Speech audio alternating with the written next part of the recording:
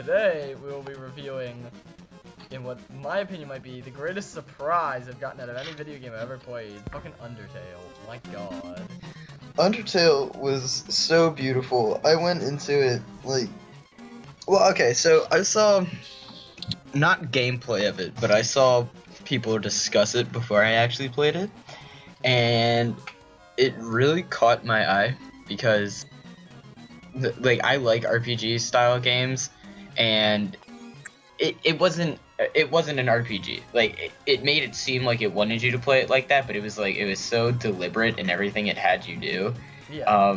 And I knew about the different routes that you could take, and so I was very adamant about just doing a pacifist route, and even going through it, you know, with a somewhat tainted idea of what I was going to do, because I think what's supposed to happen is, you're supposed to get in the game, unknowing of what what goes on, and the fact that there are different routes, but I knew that there were.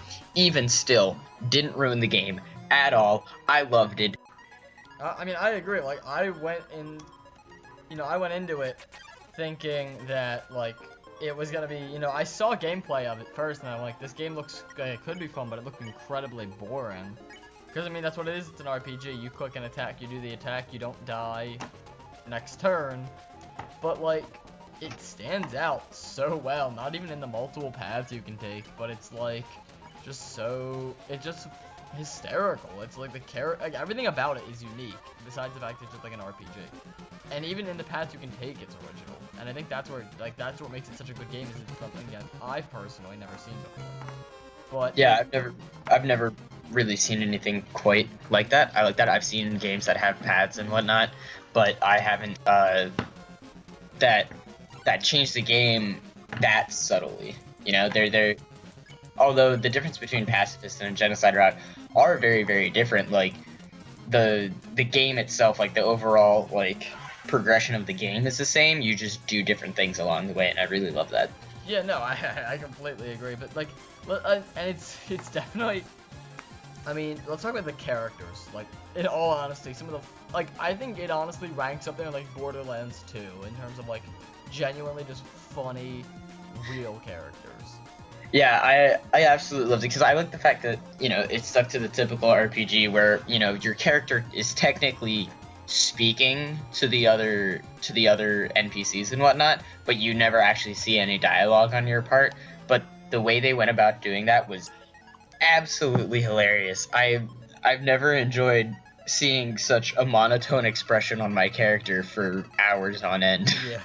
Seeing such a neutral reaction to the stupidest shit I have ever seen in a video game. And all the NPCs are just the stupidest but the funniest people, and your character is almost so condescending because it's so monotone.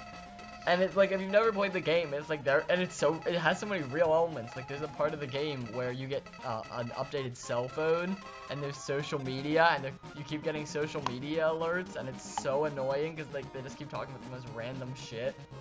And that's so real. The characters you meet are just some of just the most clueless people, and it's genuinely some of those characters I know in real life. I know people that are those characters.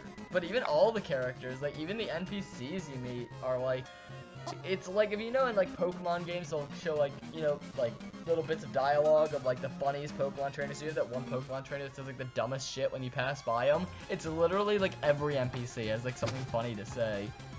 I was gonna say that my favorite character through any playthrough was easily Sans. Or Sans, I don't know. I say Sans. We're gonna say Sans because of the comic Sans. Yeah. Sans was easily my favorite character in the game, because not only did Sans, through several different playthroughs of the game, slowly reveal who he actually or what his true character was. He was just consistently funny, and in the pacifist playthrough, seeing him have his hint at the fact that he was this really powerful guy, and then go through a genocide route and have him be the most impossible boss I've ever faced in a video game was incredible. Seeing the change between characters between the different routes was awesome.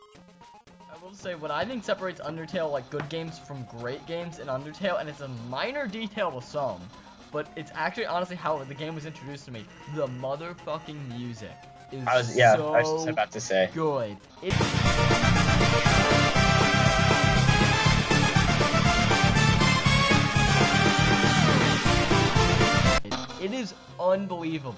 it is, I mean, it's like, you hear it in the game, and I'm like, there's a battle, the Muffet battle. I literally dance while I do that boss battle.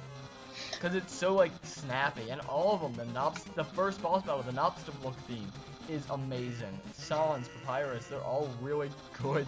I loved it, because usually, like, video game soundtracks are kind of, you know, they're undertones, you know, they're not too prevalent in like, as you progress through the game, it's just supposed to be, you know, like, background noise that, you know, helps, you know, keep you from getting bored and whatnot. Yeah, set the tone of the game, and that's about it.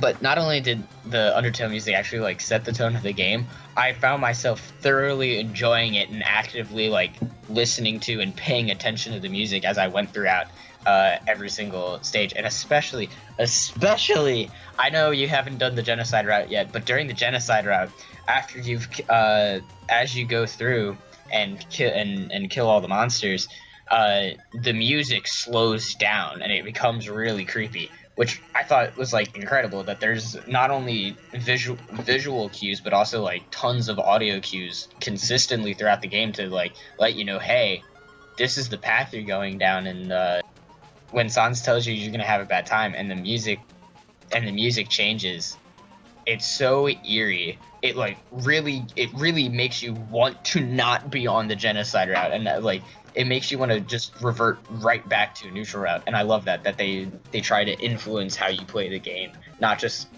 and although it changes as you play through the game, the route that you're taking, I like the fact that it doesn't just kind of, like, let you go through how you want to go through. It tries to encourage you to play it one way or another based on the way the characters are acting. It, like, almost tries to guilt you into not playing a genocide route. It's hilarious. No, exactly. And I think, so, we're gonna tie it up here. I think the thing with Undertale that makes it such a great game is the graphics of Undertale are horrible. I mean, they're like 64-bit graphics, like, at best.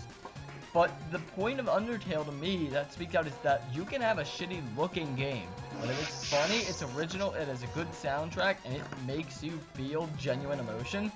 You could use fucking Pong, and it could be like a AAA game. And I think Undertale, honestly, like, it really is up there in terms of just games I've played and had enjoyment with. And I'm only about 75% of the way through. I've played it several times, and I still find it just as enjoyable. Yeah, like, since this is our first episode of this, we have to introduce, if it's a good game, it goes on the rank of dank, where we will rank all the good games for definitive, this game is better than this in our eyes, and then the rank of stank, this game is the worst game, just so we can have, you know, you can compare all your favorite games with your favorite YouTubers, aka us, and I think this one definitely goes on the rank of dank, no questions about it. But I would like to bring up the point that I think it in fact goes on the rank of stank, because it is the worst game, because I'm not in it. Alright, rank of stank it is. No kidding. Rank of dank, obviously it's a first game, so it takes the #1 spot. So Mike, if you want to edit that in, I don't know what this board's going to look like, but Mike will put it up. So, alright, well that's our Undertale review.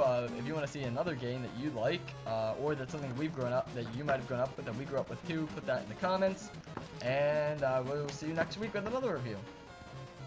Goodbye.